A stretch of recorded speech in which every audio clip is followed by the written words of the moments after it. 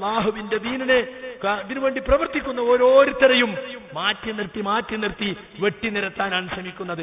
മുജാഹിദ് ബാലുശ്ശേരിക്കെതിൽ ഇപ്പൊ സർക്കുലർ വന്നിരിക്കുക. മുജാഹിദ് ബാലുശ്ശേരിക്ക് തൗഹീദില്ല. അമ്പലത്തിന്റെ മുമ്പിൽ പോയി നിങ്ങൾ ഈ ചെയ്യുന്ന ബിംബാരാധന തെറ്റാണെന്ന് ഉറക്കെ പറഞ്ഞ ഒരു ചരിത്ര പുരുഷനാണ് അദ്ദേഹം. അമ്പലത്തിന്റെ മുമ്പിൽ പോയി നിങ്ങൾ ഈ ചെയ്യുന്ന ബിംബാരാധന തെറ്റാണെന്ന് ഉറക്കെ പറഞ്ഞ ഒരു ചരിത്ര പുരുഷനാണ് അദ്ദേഹം. അദ്ദേഹത്തിന് തൗഹീദില്ല എന്നാ പറഞ്ഞത്. അദ്ദേഹത്തിന് അബദ്ധങ്ങൾ ഉണ്ടാകാം, പ്രയോഗങ്ങളിൽ തെറ്റുണ്ടാകാം, അദ്ദേഹത്തിന്റെ സംസാരങ്ങൾ അവിവേകമുണ്ടാകാം.